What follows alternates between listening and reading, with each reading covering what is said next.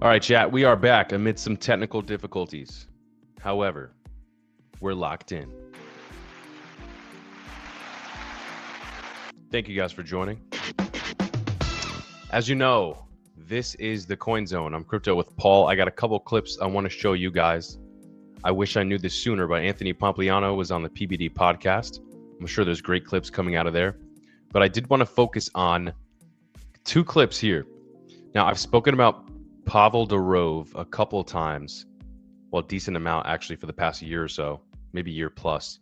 He's the founder of Telegram, of the Tron Network. Very interesting guy. He went on the Lex Fridman Podcast. There's a clip I want to play there. But to start off, I want to start here with the Iced Coffee Hour. This is Graham Stephan. If you don't know who he is, got a great YouTube channel, investor, etc. Real estate guy. But he had on Andre Zik. I've also seen his videos on YouTube as well. But they break down ETH. This is a good video to watch. Didn't realize how little, I guess, Graham Stephan knew about Ethereum, but he's had on Michael Saylor. They've talked about Bitcoin. He's had on other individuals. They talked about Bitcoin. Even he had on Charlie Kirk and they talked about Bitcoin. But here with Andre, they talked about ETH.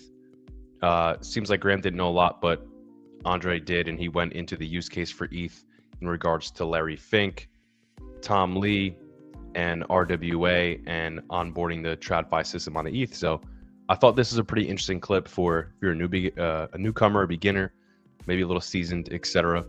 But I just want to play this, dissect it for you guys, and get to it. So let's get to it. Drop your thoughts in the comments. Make sure to subscribe, hit the like on the way in. Let's get to it. You buy a lot of Ethereum, right? Yes and no. I bought at 1,500 and I've not touched it since then. I've not added on to it. Oh, okay. I've not, I still had that and it's up almost 200%. What's your like theory behind why Ethereum will be valuable someday? I think the fact that Bitcoin is as valuable, it's a pure speculation bet that some of that's going to funnel into Ethereum. That's it? And it's just like, it's like a second place thing. Sure. Yeah. What? Like, yeah. But then again, when you look at Ethereum in comparison to my entire portfolio, I think it's like 0.1%. Okay. So it really, I don't care. If it goes back down to 1,500, I don't care. This sounds so out of touch. So out of touch. There was a Rolex Oyster Quartz that I wanted, and it was $12,500. And I thought I would invest in Ethereum to pay for the watch. Okay. And I was going to sell it when it hit like 20,000 in profit to be able to cash out, pay the tax, and that way I get a free watch. And I've just kept it. And now I'm up quite a bit. Okay. So I got a free watch many times over from that investment. That was all it is. It was the same thing as me going to a casino, except it was that 50-50 risk reward. Right. Where I was like, all right, 50% chance I lose it, or 50% chance I get 3x and just buy the watch that I wanted. Right. But you're still holding on to it. Yeah, I haven't sold it. Okay. Do you buy any Ethereum, Jack? I don't think I have any Ethereum. I might have like a couple grand in Ethereum, 5 grand in it. Okay. Yeah. From my understanding, and like this is again like goes back to like risk versus reward management, is I think Tom Lee from Fundstrat, I don't know if you guys had him on yet. No. And I guess Larry Fink from BlackRock. This is like their thesis for why Ethereum could someday be like the thing. But here's why I could never like put in a ton of money. So here's kind of how it looks for Ethereum. So Ethereum is supposed to be the blockchain that will be the rails for the tokenization of a lot of assets across the world, including physical assets like watches, art, and real estate, and things like that. So we're going to digitize and bring things like real estate onto the blockchain, Ethereum's blockchain. So like, for example, JP Morgan, they tokenized, treasury bonds. So they actually tokenized treasury bonds on Ethereum. And then BlackRock tokenized money market funds on Ethereum's blockchain. And I thought that was really kind of interesting because I could imagine a world where, for example, like, let's say I'm an investor and I want to buy a REIT, right? But I don't want like a specific REIT that I see as an ETF. Instead, I'm like, I love Hawaii and I love this street or this area, like this area called Lanikai, right? I think it's going to be a strategic street for real estate. So I want specifically this section or specifically that house. And maybe that corporation or that owner could issue some percentage of that house. Like, let's say like they issue 50% or 10% or whatever it is. So that on my app, on my brokerage app, I could be like, you know what? Instead of buying an ETF that's a REIT, I could buy this area like Summerlin or like Henderson or this specific street. So you're going to get so granular because of this tokenization, and it's going to be accessible to everyone. And I think it's a possible reality that happens. So, and that's the same thing for watches, maybe cars. It's like, well, you know what? I want this like $20 million Ferrari collection from Hamilton, the guy you had on, right? But I can't afford a Ferrari. So maybe that guy issues some percentage equity in his collection on the blockchain. Maybe that's Ethereum. Does that make sense? Yeah. So now I could buy it in my brokerage app. Like that's going to happen. That's what BlackRock sees is going to happen. And presuming that it's going to be on Ethereum's blockchain, that's when you get all the gas fees and all the burning mechanisms. And that's when Ethereum could become deflationary. And maybe that's how it becomes valuable. But the point I'm trying to make is like creating this like universe, which might happen someday, is these are assumptions of assumptions of assumptions on assumptions, right? Like we are making so many assumptions about it that it like, is it going to be this way? Will it actually be Ethereum, or will it be Solana, or will it be Cardano or something else? We don't know. And so the more assumptions there are baked in, the more you could assume the price will go up. Like in Bitcoin's case, the difference between Bitcoin at $1 and 1,000, there's far more assumptions that were in place than there are from 100,000 to 1 million. Like that's only now a 10x. All right, I just want to pause there for a second because he made a very interesting point. Okay, right now everything is based on assumptions. I don't know if you guys hear that. I don't know what the hell's outside my window. Sorry about that. Everything he's saying is based on assumptions, okay? And that is not a bad thing for price action, right? Because that's what a lot of us do here on X is speculate. You know, even publications and even news, even guys like Tom Lee who are betting big on Ethereum, that's still speculation that they are going to be chosen for these things, that's what the future is going to look like, right? Now, that could be true and not true at the same time, because you can have multiple people win at the same time. He mentioned ETH, he mentioned Solana, and he mentioned Cardano. Who's to say that some institutions are going to tokenize things on ETH while others are going to tokenize on ADA or Solana or Avalanche, etc.? So everything can be dispersed and everybody can win. Now, it all boils down to the same thing. Do you know what each blockchain does, its functionality, its fundamentals, the team behind it, etc.? Because that is truly what is going to determine who wins or not.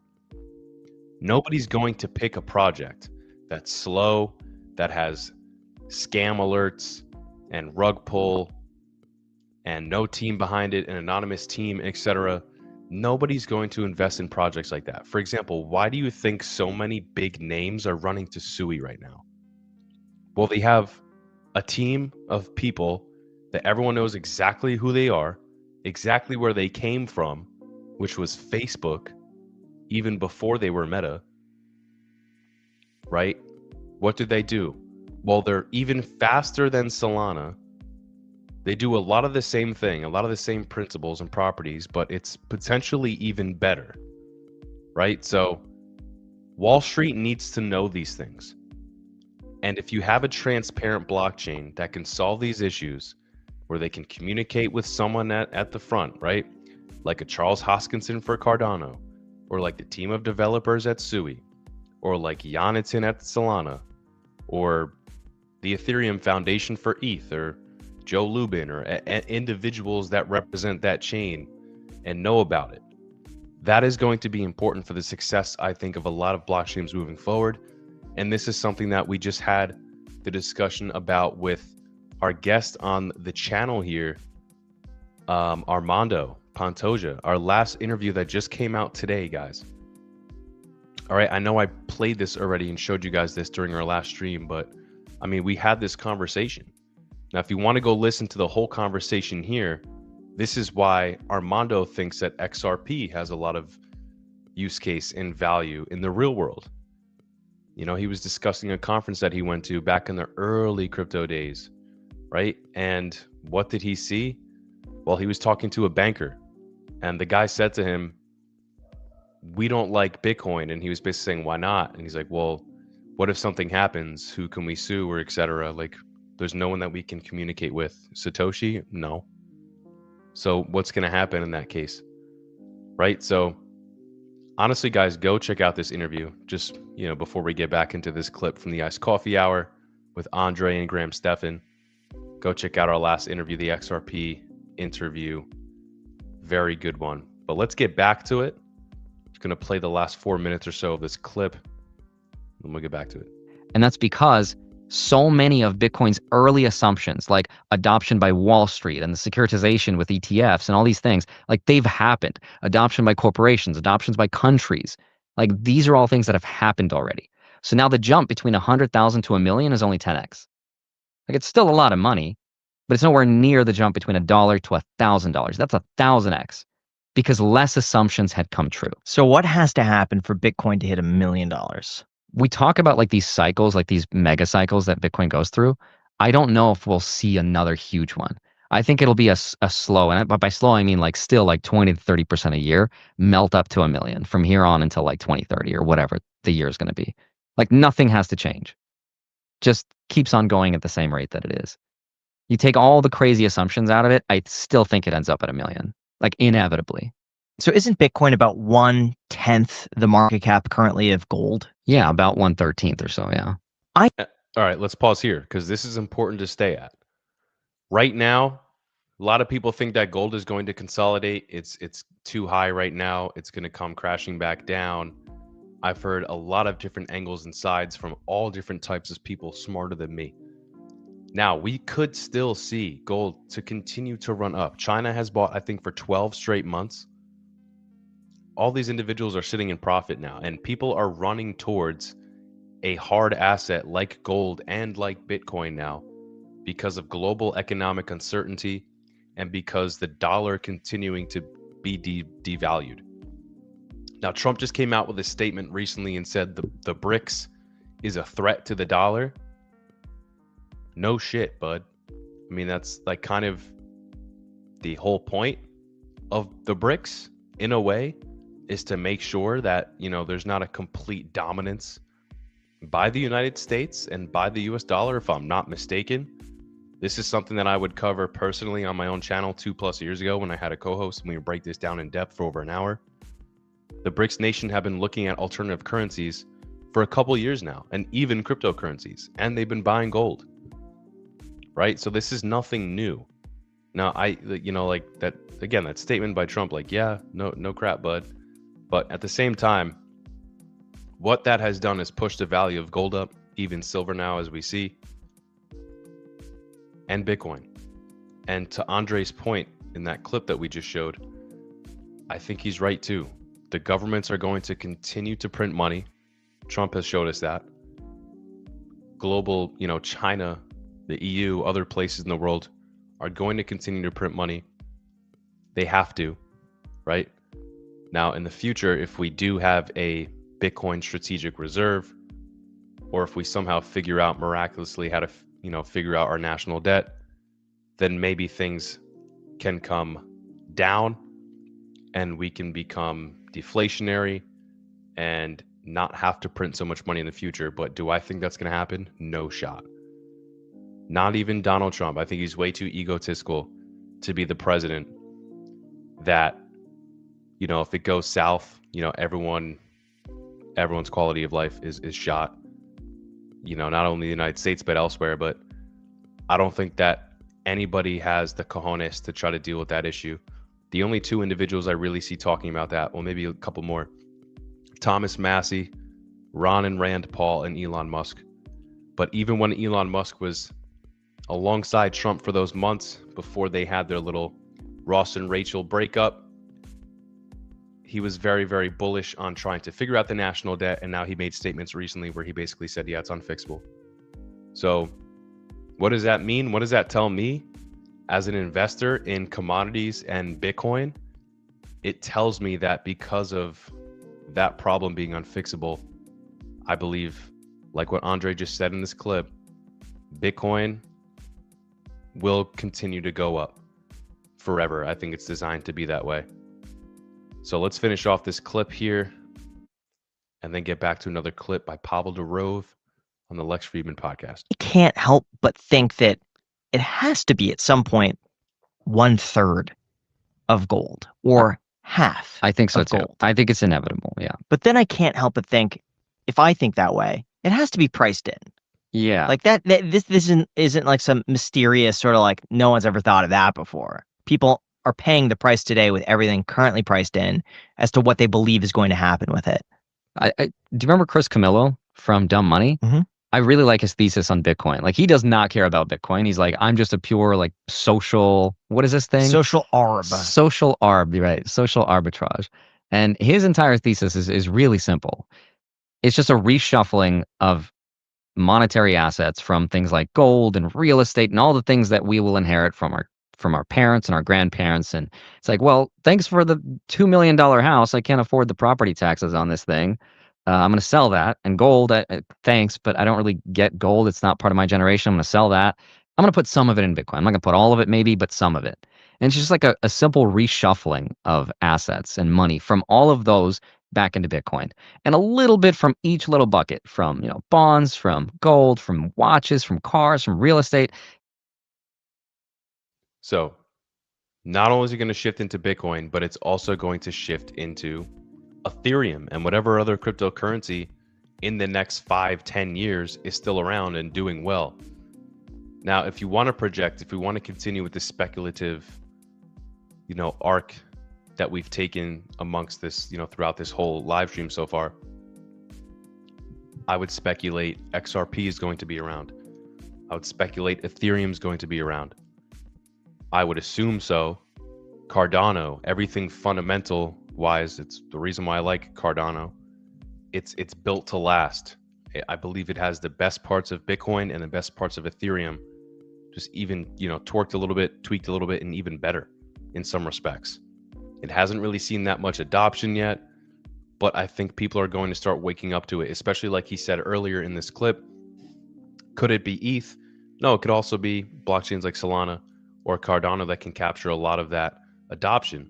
And I think once people just realized or start to realize how well built some of these chains are, I think a chain like Algorand, because of how well it's built, can also have a similar trajectory in the future. Avalanche as well.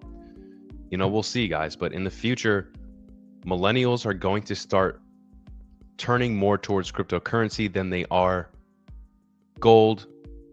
And like he said, he made a good point here. If we just continue to print money and everything just continues to go up insane in value, then unfortunately that means taxation is probably going to be higher, and you might not even be able to pay the property tax, right? The World Economic Forum, everybody already wants you to own nothing and be happy. They don't want ownership. Digital IDs are being rolled out. Everything is going to be tracked. You're going to have to be a perfect little citizen to live free in this world. Free is basically an illusion. It already is to an extent, but I mean, the path that we're heading down, it's going to be pretty grotesque and Orwellian. Not good, guys. Even someone like Andrew Tate already said when he's had his issues with the law, truthfully, feel how you feel about Andrew Tate, but at the end of the day, he was thrown in jail for literally no reason for months, and he had property confiscated from him, property that he owned. He then went on to say when he got out, Bitcoin was basically the only thing I could keep without having it confiscated from me. Think about that. Okay, again, feel how you feel about Andrew Tate. I'm not sitting here defending all the things that he's said, but that is just a fact of what happened with his situation. At the end of the day, he was still not found guilty on anything. In fact, I believe eventually the women came forward and said that they made it up. He did nothing wrong. And he had property confiscated by him from governments. That's insane. Okay, so think about that, guys. Bitcoin and cryptocurrencies are going to give you an outlet. And that's what's going on here. And I think millennials are going to realize that more and be more inclined once we inherit all this money from boomers.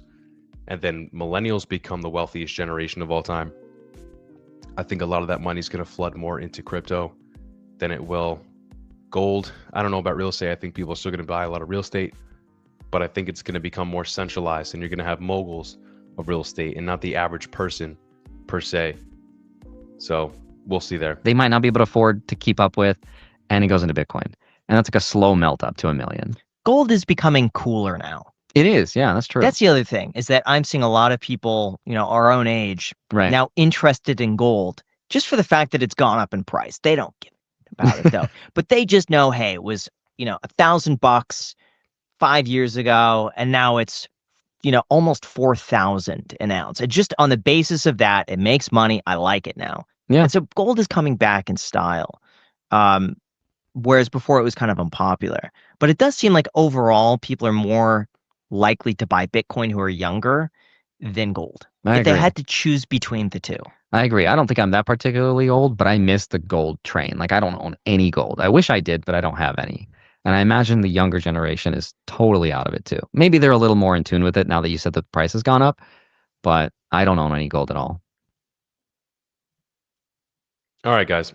If you don't know who Lex Fridman is, I think this is someone worth checking out. He has had on Charles Hoskinson in the past. He's had on Vitalik in the past. He's had on, I believe, the Silvio Macaulay of Algorand. He's had on a lot of very interesting people, big in AI, big in tech, explores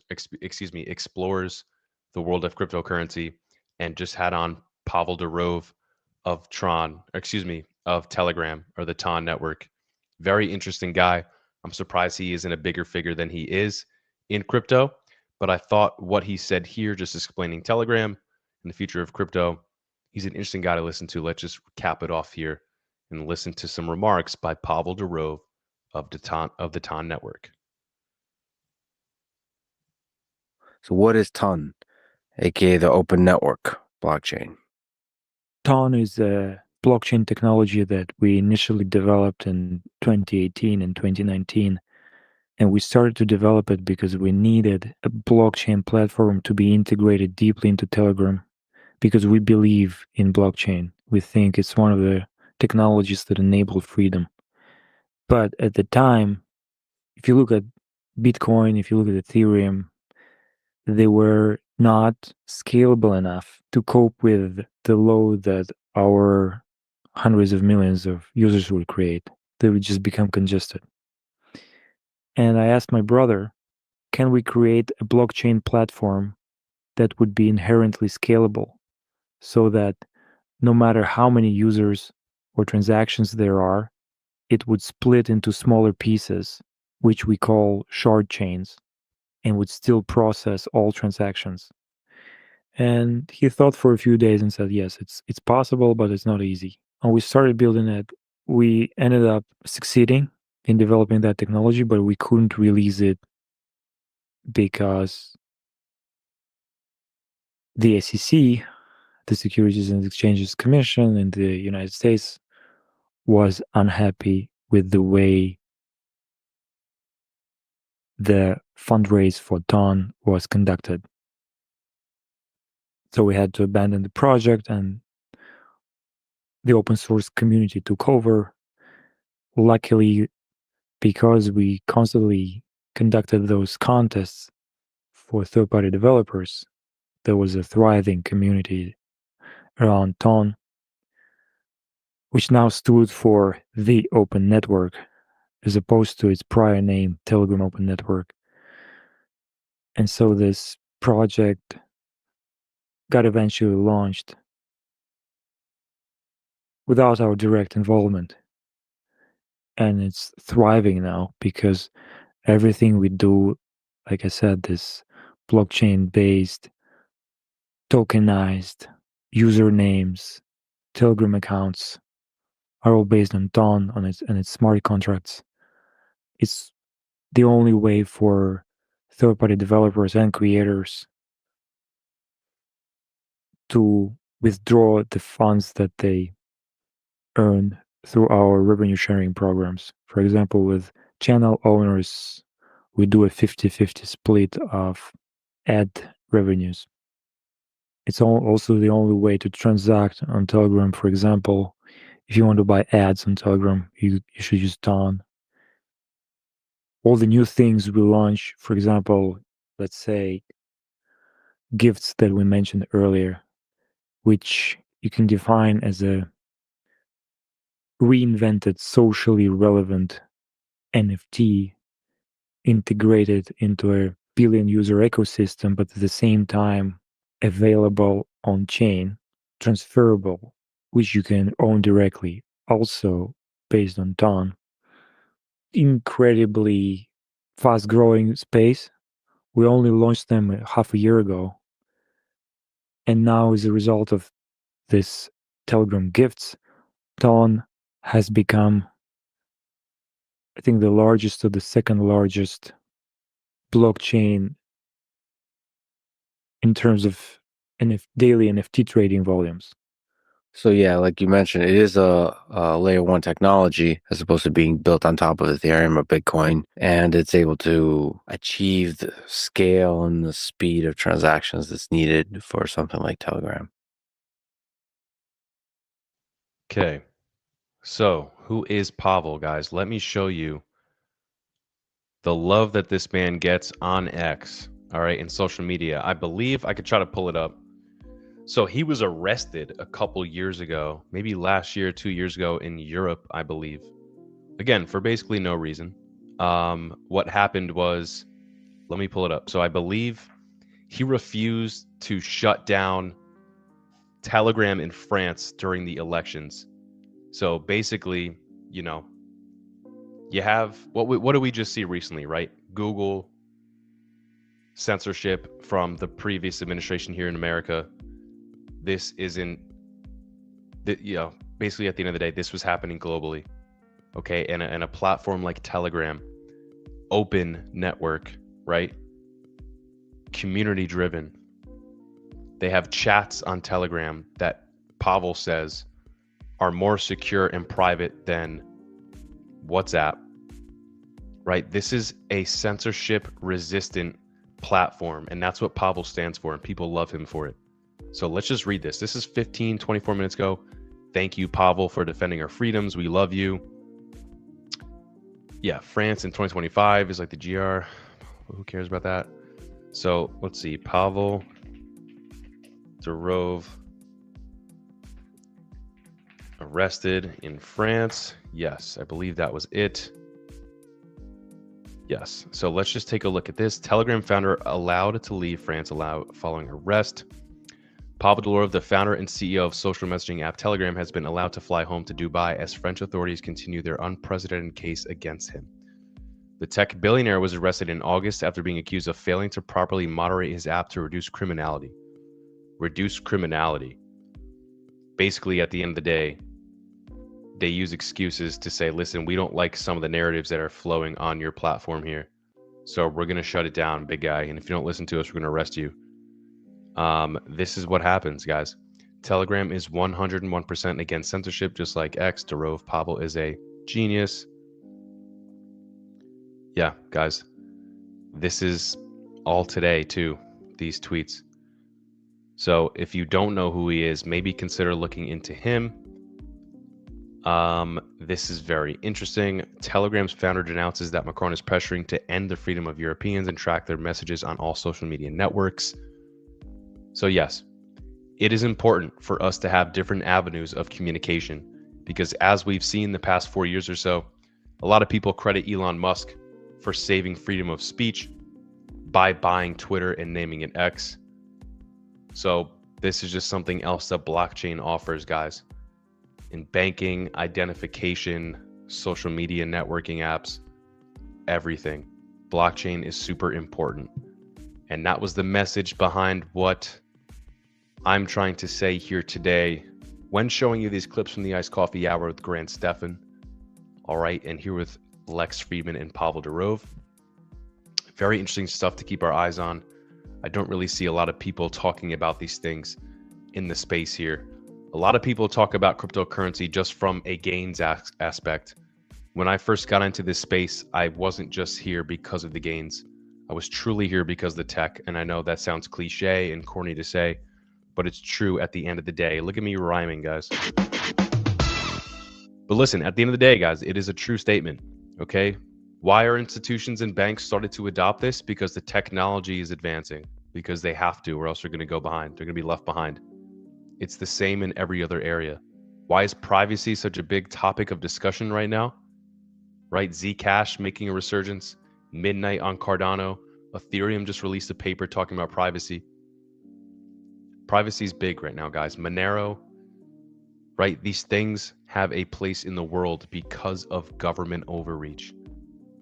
And from my perspective, if you've been taught to think that the government is allowed to know every aspect of your life, you might have been brainwashed, because it's literally supposed to be the other way around.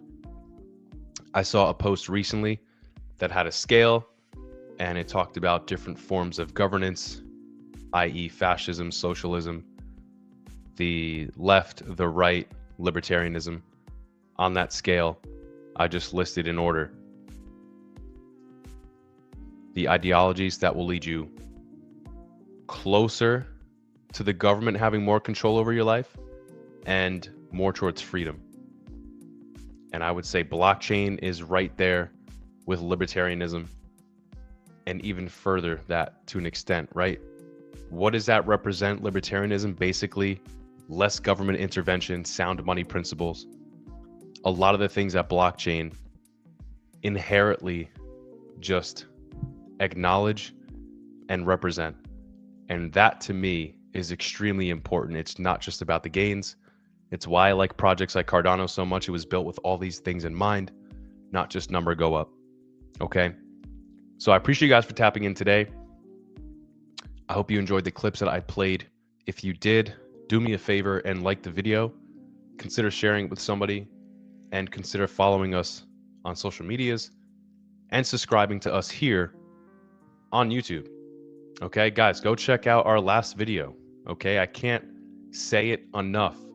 This was a great interview that we just had with Armando Pantoja.